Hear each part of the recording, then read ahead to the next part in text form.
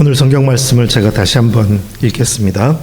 바리새인들이 하나님의 나라가 어느 때 임하나이까 묻거늘 예수께서 대답하여 이르시되 하나님의 나라는 볼 수 있게 임하는 것이 아니요 또 여기 있다 저기 있다고도 못하리니 하나님의 나라는 너희 안에 있느니라.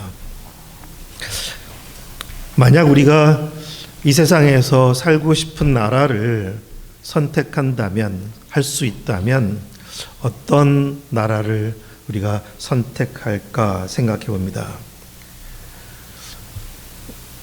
예수님께서 이 말씀을 하셨을 때 유대 땅은 로마의 압제 아래 있었던 것이고 주권을 빼앗겼고 힘든 세월을 보내고 있었기에 그들은 메시아를 기다리고 있었고 메시아가 오셔서 통치하시는 그 하나님 나라를 소망했던 것 같습니다.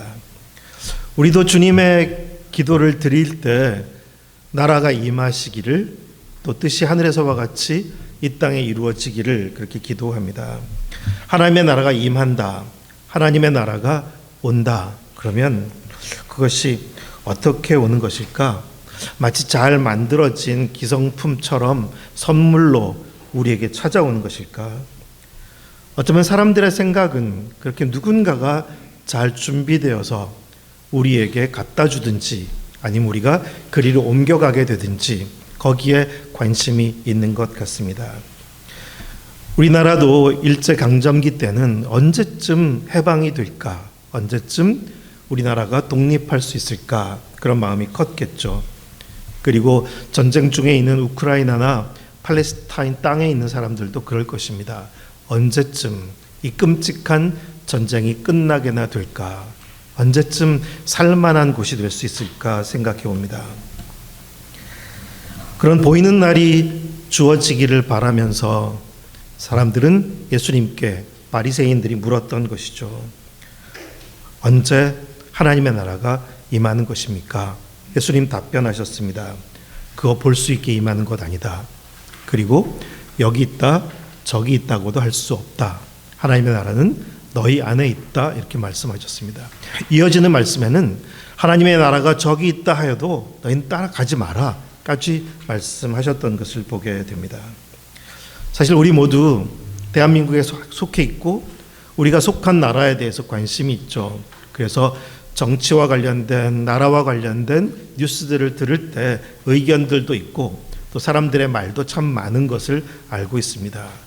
우리에게 불평도 있고 또 원망도 있고 비판하는 마음이 있다는 것은 어떤 기대가 있다는 것이죠. 이런 나라가 되어야 할 텐데 우리는 나라에 대한 기대가 분명히 있습니다. 어떤 나라가 되면 좋을까? 어떤 나라이면 좋을까?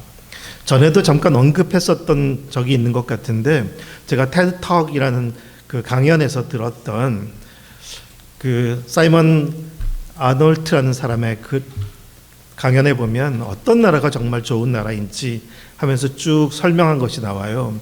근데 결국 내용은 뭐냐면 어떤 나라가 좋은 나라냐면 그 나라에 찾아온 외지인들이 웰컴 받을 수 있는 나라가 좋은 나라고 또 그 나라 사람들이 곳곳 해외로 다녀서 여행을 하면서 어디서 가든지 좋은 역할을 하는 나라 사람들이 좋은 나라고 그리고 그 나라 주변에 있는 나라들이 그 나라 때문에 스트레스 받지 않는 나라가 좋은 나라다. 근데 그분이 강연에서 좋은, 선하다라는 것에 반대말로 선택한 것이 뭐냐면 bad가 아니었어요. 굿의 반대는 bad가 아니라 selfish였습니다. 선함의 반대는 이기적이라는 것, 자기중심적이라는 것. 그런 점에서 정말 어떤 나라가 좋은 나라가 될까 생각해 보게 됩니다. 지금 우리 한국, 대한민국에 빠르게 다문화 가정들이 많아지고 있죠. 많은 사람들이 심지어 이제 코리안 드림이라는 말까지 생겨날 정도로 오래전에는 아메리칸 드림을 갖고 한국 사람들이 많이 북미로 갔었다면 지금은 많은 나라의 사람들이 코리안 드림이라는 말과 관련해서 한국에 찾아오고 있는 것 같습니다. 그러면서 중도 입국 청소년들도 정말 많아졌어요. 제가 며칠 전에도 저희 평택 포승 지역에 있는 그 다문화 청소년들을 위한 공부방에 있는 아이들을 좀 만나게 됐는데 한국어를 잘 못하는 아이들, 그리고 생각보다 학교 밖 청소년들이 참 많더라고요. 제가 어제는 그 레인보우 스쿨이라는 프로그램과 관련해서 정부 관련 다문화 자녀들, 청소년들 교육과 관련된 한 줌 강의에 함께 참여해서 이야기도 주고받았었어요. 거기서도 얘기를 들어보니까 정말 학교 밖 청소년이 정말 많아지고 있더라고요. 그것은 학교 적응이 너무 어려워서, 친구가 없으니까 소속감을 느낄 수가 없어서, 전에는 한국 아이들 중에도 학교 밖 청소년이 좀 생겼다면 다문화 가정 아이들 학교 밖 청소년이 정말 많이 생겼다고 듣고 있습니다. 아마 이렇게 한국까지 찾아온 많은 다문화 가정들도 어렵겠죠. 그들이 여기까지 오게 된 이유는 북에서 온 사람들이야 자기가 속했던 나라가 무너져 버렸으니, 망가졌으니 거기서 살 수가 없어서 나온 것이고, 또 많은 제3국에 있는 나라 사람들도 그들이 살던 곳이 너무 힘들어서 좀 살 길을 찾아서 여기까지 오게 된 것은 다 같은 것 같습니다. 다 살고 싶은 것이고 마음 붙이고 싶은 거죠. 하지만 마음 붙이기가 또 어렵습니다. 어느 나라든지 또 셀피시하니까요. 다 받아만 줄 수 있는 것도 아닐 테고, 그리고 뭔가 이기적인 마음들이 곳곳에 많다 보니 모두가 서로 살기가 어려워진 것 같습니다. 만약 하나님의 나라가 온다면, 하나님의 나라가 이루어진다면 그것은 도대체 어떤 것일까? 하나님의 나라가 무엇일까라는 질문에서 먼저 시작해야 할 것 같습니다. 하나님의 나라가 뭘까요? 하나님의 나라는 다르게 표현하면 하나님의 주권과 통치가 이루어지는 나라입니다. 하나님의 주권이 인정되고 그 하나님의 주권에 맞추어서 그분의 통치가 이루어지는 나라가 하나님 나라겠죠. 그리고 구약에서부터 쭉 계속되는 성경의 뚜렷한 하나의 중심 주제가 하나 있다면 하나님께서 다스리신다입니다. 창세기 1장 1절부터 계시록 끝까지 모두를 한마디로 표현한다면 하나님께서 다스리신다라는 표현 속에 들어갈 거예요. 하나님께서 다스리신다. 그럼 하나님께서 다스리시면 어떤 변화가 일어나는 것일까요? 성경 한 곳을 함께 더 읽어보겠습니다. 이사야서 40장 3절부터 5절 말씀인데요. 화면에 나올 준비가 되는지 모르겠어요. 준비 안 됐어요? 네. 그럼 이사야 40장 3절부터 5절 말씀입니다.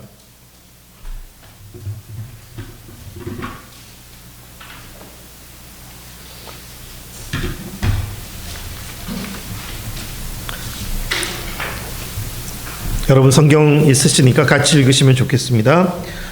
외치는 자의 소리여 이르되 너희는 광야에서 여호와의 길을 예비하라. 사막에서 우리 하나님의 대로를 평탄하게 하라.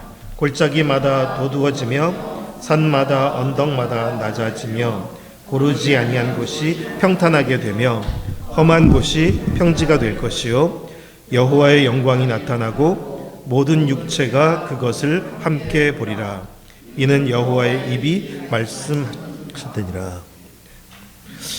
하나님의 통치, 하나님 나라에 대한 이사야 선지자가 본 환상들이 여러 가지가 있는데 그 중에 하나입니다.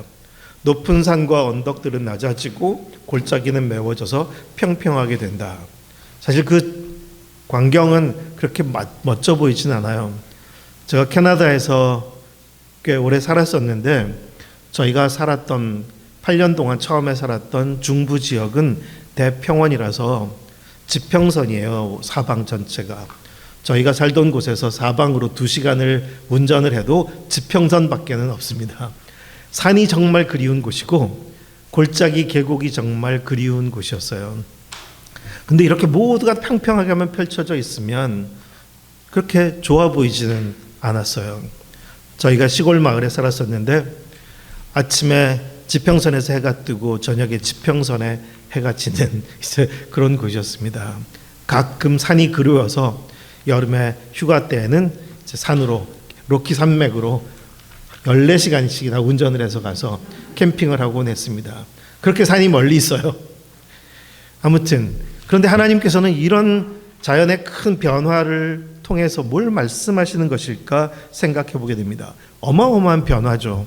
산과 언덕들은 낮아지고 골짜기는 메워져서 평평하게 된다.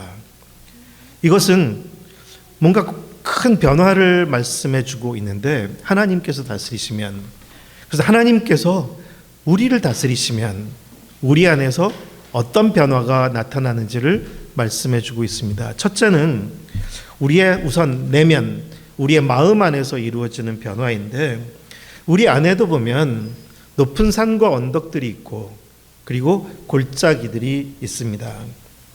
옷 입고 살아가는 우리는 보여주면서 사는 인생이 된 것이고, 우린 다른 사람들에게 말하기 쉽고 말하고 싶고 또 자랑할 만한 것들을 갖고 있는 것이기도 하고, 그런가 하면 보여주고 싶지 않은, 숨겨둔, 누구에게도 말하지 못하는 그런 우리의 골짜기들이 또한 우리의 내면에 있다는 것을 생각해 보게 됩니다. 우리가 살아가는 세상에서 남 보기에, 남 부끄럽지 않게, 그리고 이제는 다른 사람의 눈에, 까다로운 평가에 시달리고 싶지 않아서 우리는 그렇게 살아가는 삶이 된 것 같습니다. 자연히 우리는 보여주는 것이 있고 보여주지 않는 것이 있는 것이죠. 더군다나 사람을 겉으로 평가하는 세상에서, 우리는 참 비교하고 경쟁하는 세상에서 인정받으려고 나름 높아지고 싶은 마음으로 살아가게 되는 것 같습니다. 학벌이나 지위나 전문성이나 어떤 자리를 가지고 마치 벼슬을 갖고 싶은 마음으로 우리는 그것을 통해서 우리가 괜찮아진 것 같이 생각하게 되기도 합니다. 자연히 그런 우리에게는 내 안에 높은 산과 언덕들이 있고 그리고 내 안에 골짜기가 그대로 남겨져 있습니다. 제가 중고등학교 때였어요. 저희 옆집에 누가 사는지 다 알고는 있었는데, 하지만 어느 날 바로 담 넘어 제 또래 여자아이가 바닥을 기어가는 것을 보게 됐어요. 그 아이는 중증 장애를 가진 아이였습니다. 그런데 그 아이는 사실 동네 모두에게 비밀이었던 것이었어요. 그 가정은 아이를 너무너무 사랑했지만 아이를 대문 바깥에는 결코 데리고 나가지 않았습니다.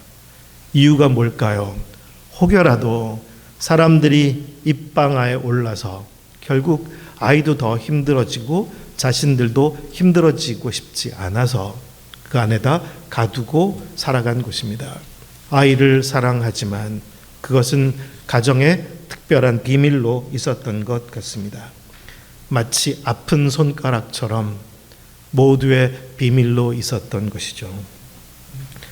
우리는 말할 수 있는 게 있고 또 말할 수 없는 게 있다고들 생각하며 살아갑니다.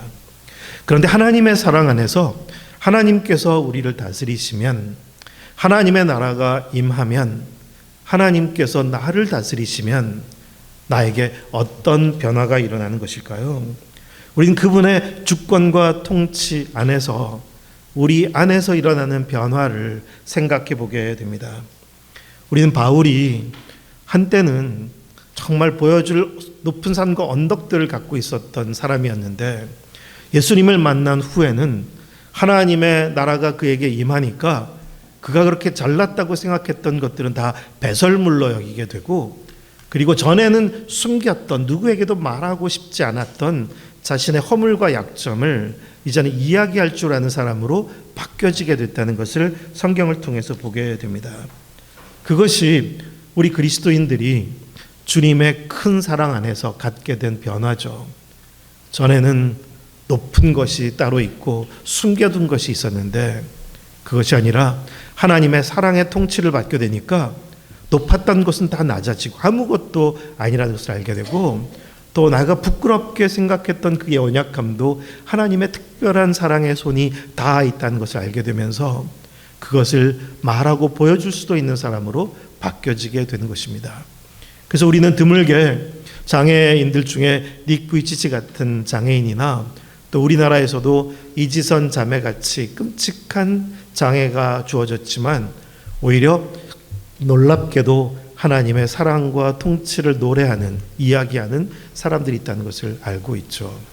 송명희 시인의 고백을 통해서도 우리가 알지만 나는 다른 사람들이 갖고 있는 건강도 재물도 지식도 없지만 하지만 공평하신 하나님은 나에게 남이 갖지 않는 것을 갖게 하셨다고.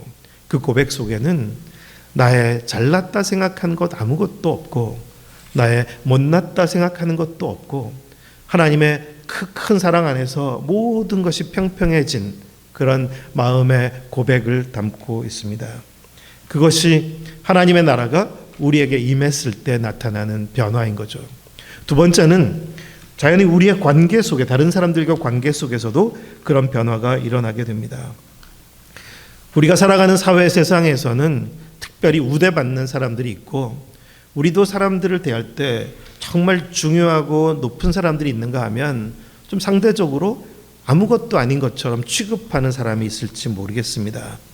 세상에는 분명히 서열이 있고 마치 카스트 제도가 있는 것과도 같은 것처럼 누군가는 특별 대우를 받는 것이 당연하고 누구는 아무런 대우를 받지 못하도 당연한 것처럼 그런 여기는 우린 세상 속에 있습니다. 그런데 우린 예수님께서 이 땅에 오셔서 하나님의 통치를 말씀하실 때 그리고 그분이 직접 하나님 나라를 살아가시는 것을 보여주셨을 때 그분의 선택이 정말로 달랐다는 것을 우리는 알고 있습니다. 예수님은 의도적으로 그 당시 사회에서 인정받고 대우받던 사람들은 당당하게 대하셨고 결코 그들을 우대해 주신 적이 없습니다. 반면에 가장 낙오되고 소외되고 누구도 귀중하게 생각하지 않는 약자들을 가장 소중하게 세워주셨던 분임을 우리는 알고 있습니다.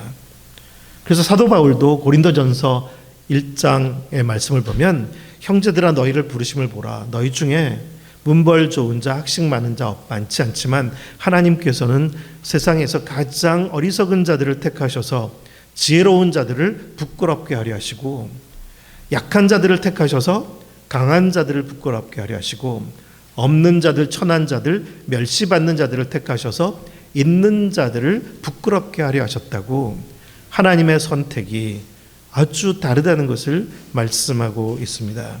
그래서 야고보서에도 이런 말씀이 우리에게 전해지고 있습니다. 제가 이 말씀을 읽을게요. 야고보서 2장 1절에서 5절입니다. 내 형제들아 영광의 주 곧 우리 주 예수 그리스도에 대한 믿음을 너희가 가졌으니 사람을 차별하여 대하지 말라.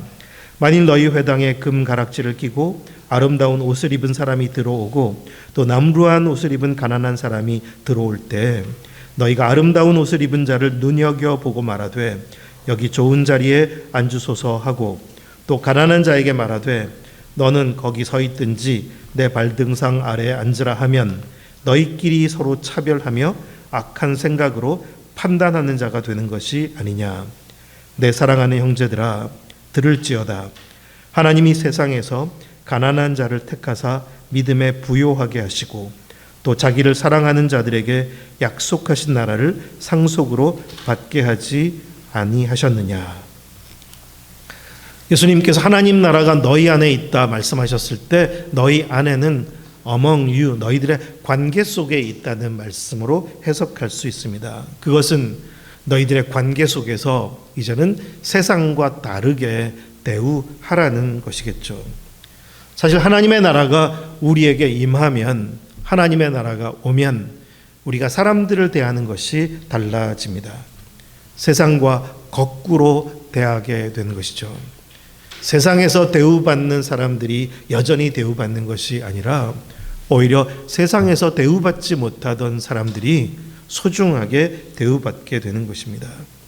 어쩌면 전에는 하나님의 나라가 임하기 전에는 마치 야고보와 요한이 초기에 어머니까지 대동해서 예수님께 주님 나라에서 우리 둘을 좌우편에 앉게 해달라고 청했던 것처럼 그렇게 같은 그런 마음을 갖고 살았었지만 나중에는 그들이 변화되어서 예수님처럼 오직 섬기는 종으로 가장 낮은 자들을 위하여 살아가는 사람으로 변화되게 되는 것과 같은 것입니다. 하나님의 나라가 우리의 관계 속에 임하게 되면 우리 사이에 높낮이가 없어지게 됩니다. 높은 산과 언덕들은 낮아지고 골짜기는 메워져서 모두가 소중한 사람이라는 것을 알게 되는 거죠. 그렇게 서로를 소중하게 세워가는 것이, 가장 작은 자를 소중하게 여기는 것이 하나님 나라의 공동체일 것입니다. 마지막으로 세 번째는, 하나님 나라가 우리에게 임하면 나의 역할과 태도가 변화가 찾아오게 되는데, 가장 중요한 변화는 바로 마음의 겸손입니다. 만약 하나님께서 다스리신다라는 것을 정말 내가 진정으로 고백하고 신뢰한다면, 하나님께서 다스리신다면, 사실 인간인 우리는 다스리려고 하지도 않을 것이고 다스릴 꿈도 꾸지 않을 것 같습니다. 그분이 다스리시는데 내가 다스릴 일이 뭐가 있을까요? 이스라엘 역사 속에 계속해서 우리는 그 왕정시대의 역사를 성경을 통해서 읽고 있었지만, 사실 왕이 세워지는 것은 하나님의 본뜻이 아니었잖아요.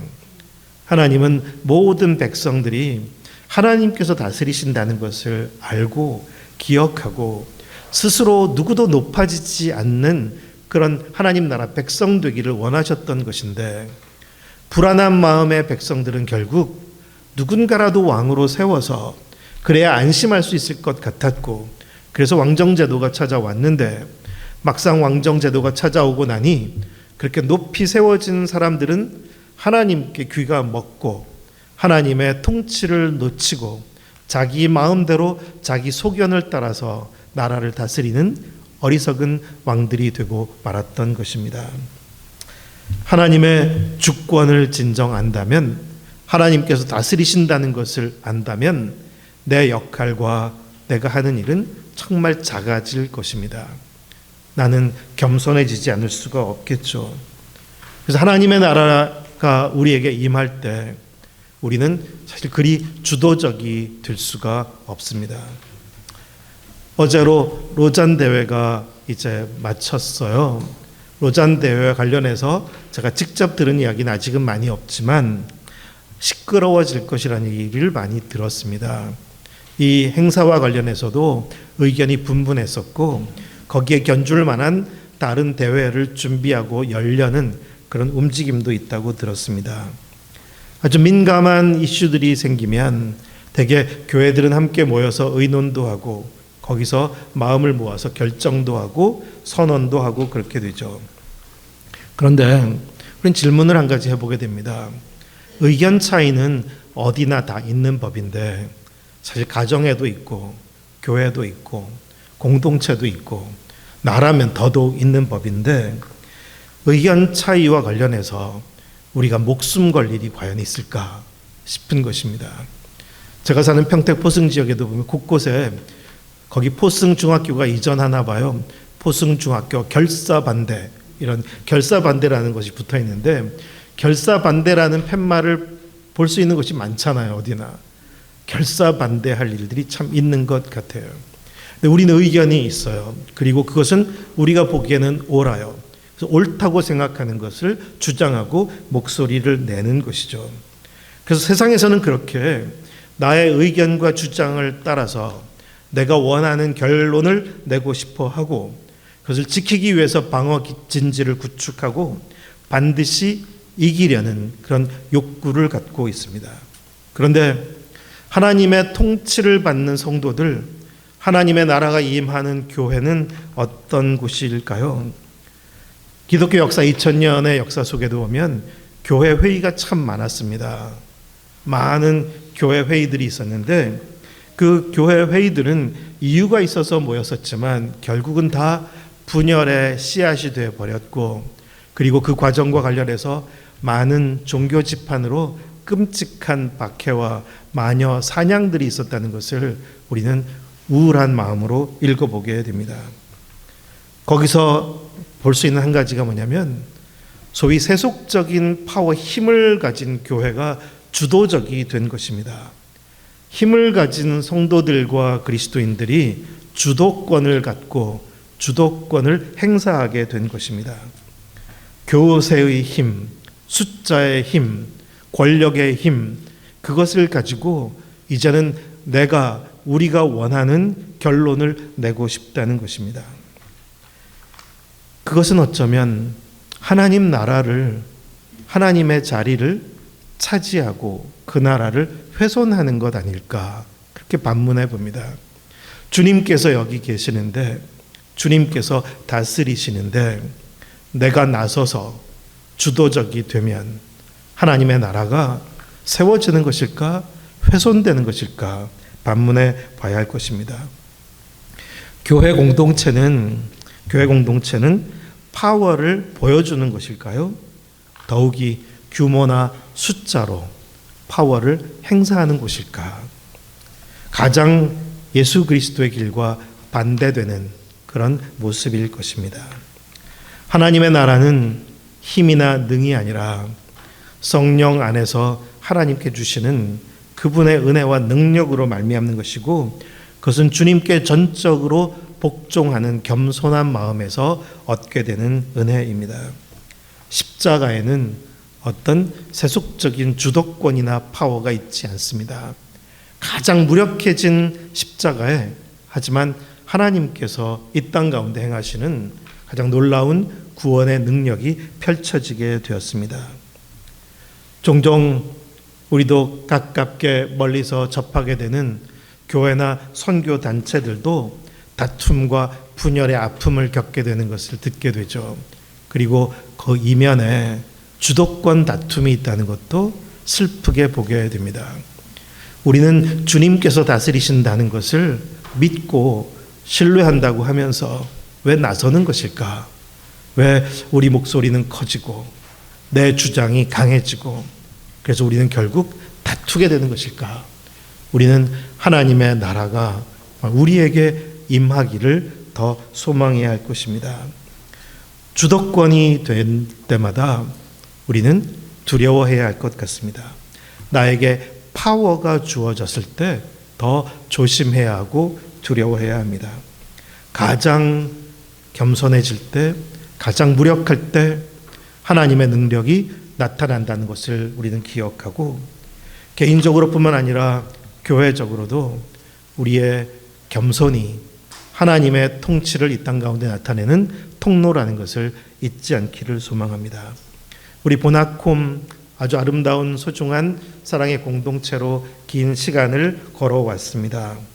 우리의 모두의 간절한 소망과 고백도 있다면 주님의 나라 임하소서일 것입니다. 하나님의 나라가 임하기를 소망합니다. 하나님의 나라가 임해서 우리 내면 안에서도 높은 산과 언덕들은 낮아지고 골짜기든 메워져서 우리 삶의 모든 것이 은총의 빛 가운데 함께 공유될 수 있게 되기를 소망하고, 또 우리의 관계 속에서 누구도 높고 낮음이 없이 모두가 소중하게, 특별히 약한 지체들을 더 소중히 여겨주는 그런 공동체가 되기를 소망합니다. 그리고 주님의 주권과 통치 앞에 있음을 기억하고, 내가 커지지 않도록, 내 목소리가 커지지 않도록, 내가 주도적이 되지 않도록 더 겸손히 주님 앞에 마음을 드리는 그런 우리 모두가 되기를 소망합니다. 주님께서 우리 공동체를 더 귀하게 세워가실 것을 신뢰합니다. 기도하겠습니다.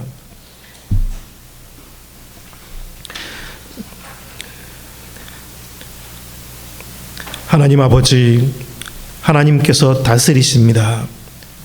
그 하나님의 주권과 통치를 한순간도 잊지 않고 살아갈 수 있도록 저희를 깨워주시고, 예수 그리스도 안에서 우리에게 나타난 하나님 나라, 주님께서 친히 보여주신 하나님 나라, 주님께서 살아가신 그 하나님 나라를 우리의 마음과 삶을 통해서도 우리가 경험하고 나타낼 수 있도록 인도하여 주시옵소서. 높은 산과 언덕들은 낮아지고 골짜기는 메워져서 평평하게 되는 것처럼 주님의 주권과 통치 안에서 모든 것이 새로워지게 되기를 소망합니다. 주님, 저희 한 사람 한 사람뿐만 아니라 우리 보나콤 공동체도 더 복을 내려 주셔서 주님 나라 임한 주님의 나라를 살아가는 우리 모두 되게 하여 주시옵소서. 예수님의 이름으로 기도드립니다. 아멘.